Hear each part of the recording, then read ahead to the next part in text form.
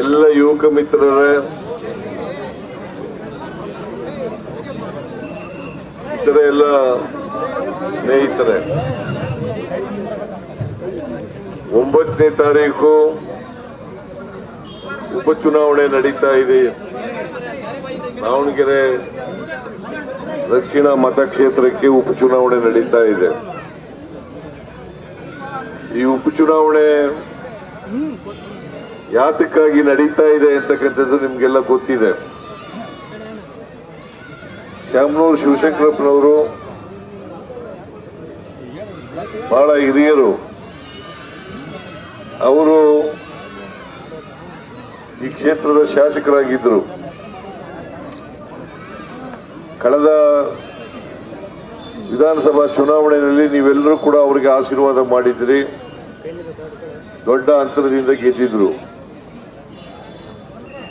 ದುರದೃಷ್ಟವಶಾತ್ ಅವರು ನಮ್ಮನ್ನ ಅಗಲಿದ್ದಾರೆ. ಈಗ ಬದುಕಿಲ್ಲ ಅವರು. ಆ ಜಾಗವನ್ನ ಭರ್ತಿ ಮಾಡಲಿಕ್ಕೆ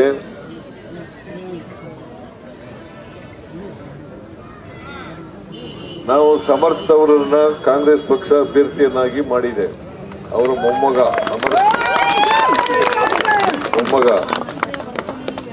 ಅದು ಒಂದು ಅಪಪ್ರಚಾರ ಮಾಡ್ತಾ ಇದ್ದಾರೆ.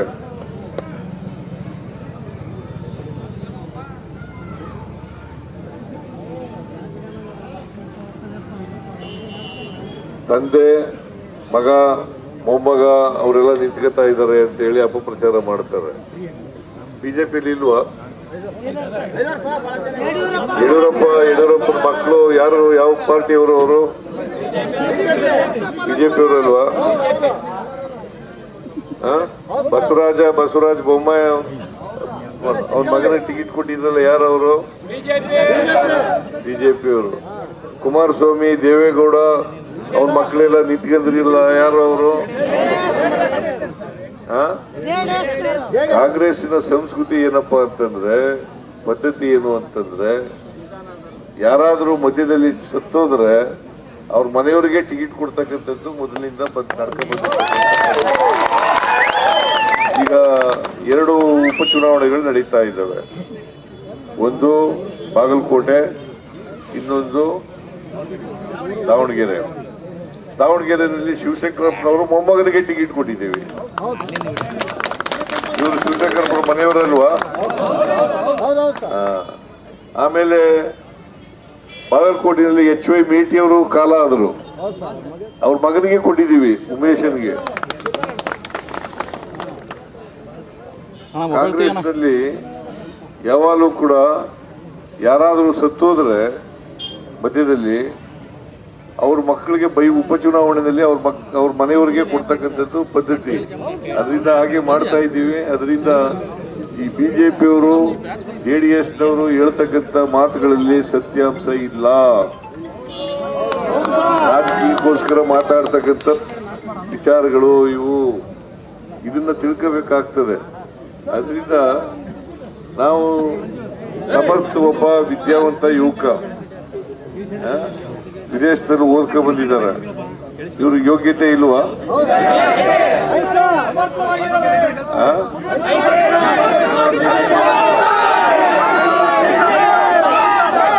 ಯೋಗ್ಯತೆ ಇಲ್ವಾ? ಶಾಸಕರಾಗ್ಲಿಕ್ಕೆ ಎಲ್ಲ ಅರ್ಹತೆಗಳು ಕೂಡ ಇದ್ದಾವೆ. ಎಲ್ಲಕ್ಕಿಂತ ಬಹಳ ಮುಖ್ಯವಾಗಿ ಜನಪ್ರತಿನಿಧಿಗಳಾಗವರು ಜನರ ಜೊತೆ ಇರ್ತಕ್ಕಂಥದ್ದು ಬಹಳ ಮುಖ್ಯ. ಜನಪರವಾಗಿರ್ತಕ್ಕಂಥದ್ದು, ಜನರ ಕಷ್ಟ ಸುಖಗಳಿಗೆ ಸ್ಪಂದಿಸ್ತಕ್ಕಂಥದ್ದು, ಇದು ಬಹಳ ಮುಖ್ಯ. ಯಾಕಂತಂದ್ರೆ ನೀವು ಆರಿಸಿ ಕಳಿಸೋದು ಯಾಕೋಸ್ಕರ? ನಿಮ್ ಪರವಾಗಿ ಕೆಲಸ ಮಾಡ್ಲಿ ಅಂತ, ನಿಮ್ ಪರವಾಗಿ ಕೆಲಸ ಮಾಡ್ಲಿ ಅಂತ ಕಳಿಸೋದು. ನಿಮ್ ಪರವಾಗಿ ಕೆಲಸ ಮಾಡ್ತಕ್ಕಂಥವ್ರು ಜನಪರವಾಗಿರ್ಬೇಕು. ನಿಮ್ಮ ಕಷ್ಟ ಸುಖಗಳಿಗೆ ಸ್ಪಂದಿಸ್ತಕ್ಕಂಥ ವ್ಯಕ್ತಿಯಾಗಿರ್ಬೇಕು. ಆ ಎಲ್ಲ ಗುಣಗಳು ಕೂಡ ಸಮರ್ಥದಲ್ಲಿ ಇದ್ದಾವೆ ಅಂತಕ್ಕಂಥ ಮಾತು. ಅದರಿಂದ ಇವರು ಸೂಕ್ತವಾದಂತ ಅಭ್ಯರ್ಥಿ.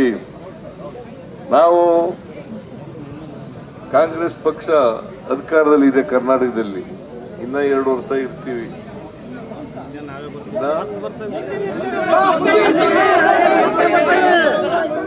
ಇನ್ನ 2 ವರ್ಷ ಇರ್ತೀವಿ. 28ರಲ್ಲೂ ನಾವೇ ಬರ್ತೀವಿ.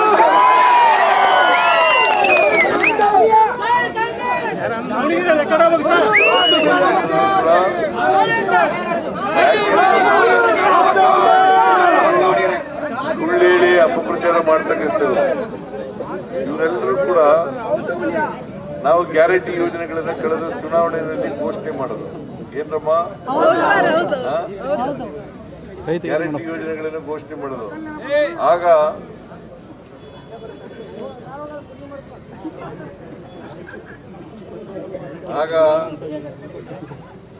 ಆಗ ವಿರೋಧ ಮಾಡಿದವರು ಯಾರು?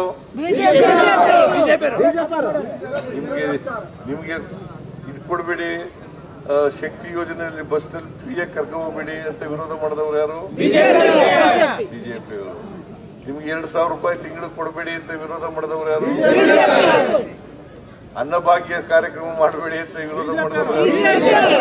ಗೃಹ ಜ್ಯೋತಿ ಕಾರ್ಯಕ್ರಮ ಮಾಡಬೇಡಿ ಅಂತ ವಿರೋಧ ಮಾಡಿದವರು ಯಾರು? ಬಿಜೆಪಿಯವರು. ಯುವ ನಿಧಿ ಕಾರ್ಯಕ್ರಮ ಮಾಡಬಾರ್ದು ಅಂತ ಯೋಚನೆ ಮಾಡಿದವರು ಯಾರು? ಯುವ ನಿಧಿ ಯಾರಿಗೆ? ನಿರುದ್ಯೋಗಿ ಯುವಕರಿಗೆ 3,000 ರೂಪಾಯಿ ಗ್ರಾಜುಯೇಟ್ಸ್ಗಳಿಗೆ, 1,500 ರೂಪಾಯಿ ಡಿಪ್ಲೊಮಾ ಹೋಲ್ಡರ್ಸ್. ಕೊಡ್ತಾ ಇರೋದು ಯಾರು? ಕಾಂಗ್ರೆಸ್ ಸರ್ಕಾರ.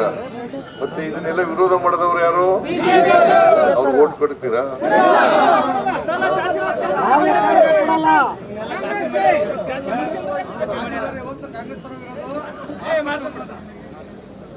ದಯಮಾಡಿ ನೀವೆಲ್ಲರೂ ಕೂಡ ತಿಳ್ಕೋಬೇಕು.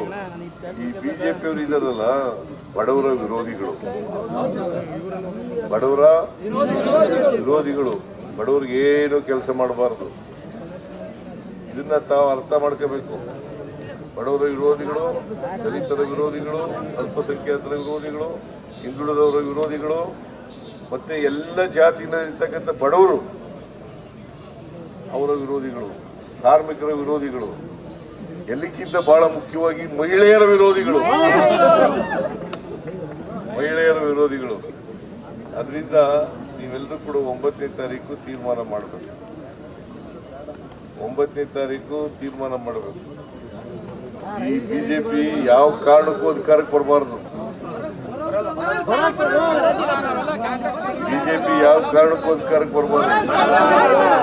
ಇವರಿಗೆ ನಾವು ಗ್ಯಾರಂಟಿ ಯೋಜನೆಗಳಿಗೆ 24/3/2026 ಖರ್ಚು ಮಾಡಿರ್ತಕ್ಕಂಥ ಹಣ ನಾವು ಅಧಿಕಾರಕ್ಕೆ ಬಂದಾಗ 1,31,000 ಕೋಟಿ ರೂಪಾಯಿಗಳು. 1,31,000 ಕೋಟಿ ರೂಪಾಯಿಗಳು. ದಾವಣಗೆರೆ ಒಂದರಲ್ಲೇ 538 ಕೋಟಿ ರೂಪಾಯಿಗಳನ್ನ ಖರ್ಚು ಮಾಡಿದ್ದೀವಿ. ಎಷ್ಟು? 538. ಇದಿಲ್ಲ ಅಂತ ಹೇಳಿ ನೋಡೋಣ ಬಿಜೆಪಿ. ನಾ ಹೇಳಿದಾಗ, ಅಸೆಂಬ್ಲಿನಲ್ಲಿ ಹೇಳಿದಾಗ ಬಾಯಿ ಮುಚ್ಚಿಗೆ ಕೂತಿದ್ರು. ಅಸೆಂಬ್ಲಿನಲ್ಲಿ ಹೇಳಿದ್ನಲ್ಲ, ಇದು ಹೇಳಿದಾಗ ಬಾಯಿ ಮುಚ್ಕೊಂಡು ಕೂತಿದ್ರು. ಹೊರಗಡೆ ಬಂದು ಸುಳ್ಳು ಹೇಳ್ತಾರೆ. ನಿಮಗೆ ಉತ್ತರ ಕೊಡಕ್ಕಾಗಿಲ್ಲ ಸರ್ ಅವರು.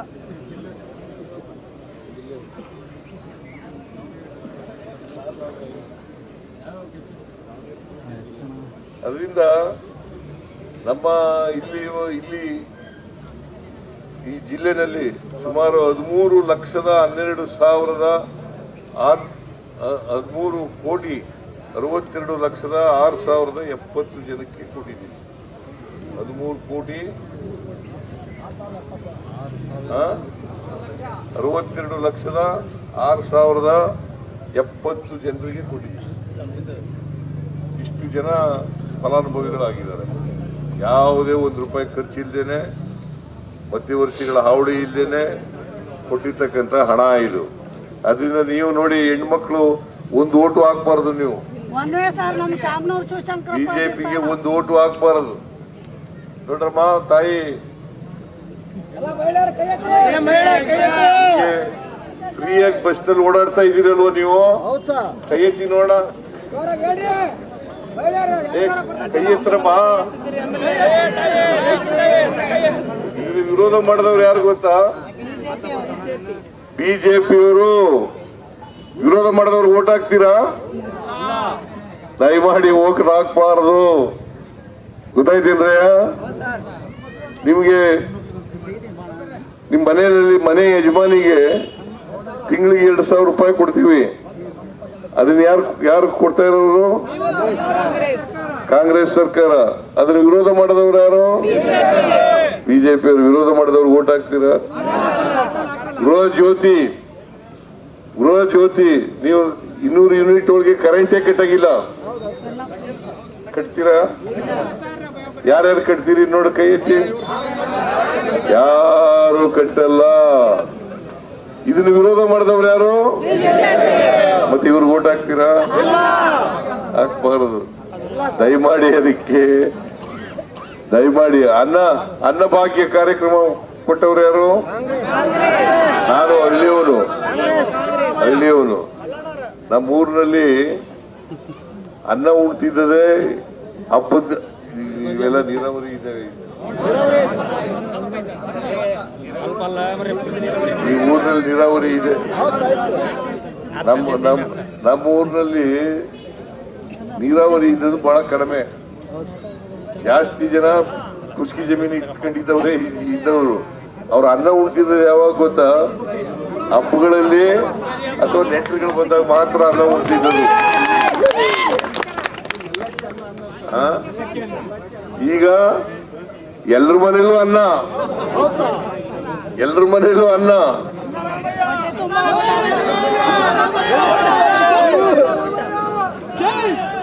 ಅದಕ್ಕೆ ಬಿಜೆಪಿ ಇದೆಲ್ಲ ಸುಳ್ಳು ಹೇಳ್ತಾರೆ.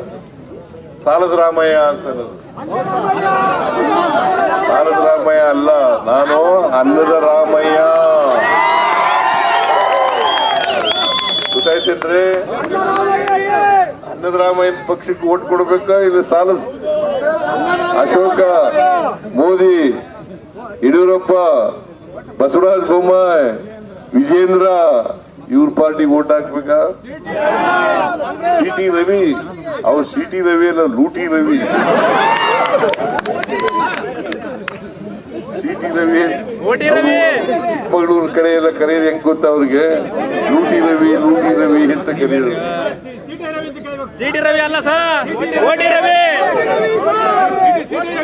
ಅದರಿಂದ 9ನೇ ತಾರೀಕು ನೀವೆಲ್ಲರೂ ಕೂಡ ಮತಗಟ್ಟೆಗೆ ಹೋಗ್ಬೇಕು. ಇವರ ಕ್ರಮ ಸಂಖ್ಯೆ 3. ಇವ್ರ ಚಿಹ್ನೆ ಗುರುತಿಗೆ ಓಟ್ ಹಾಕಿ ಇವರನ್ನ ಕಳಿಸ್ಕೊಡ್ಬೇಕು. ನನ್ನ ಭಾವನೆ. ಕಳೆದ ವಿಧಾನಸಭಾ ಚುನಾವಣೆಯಲ್ಲಿ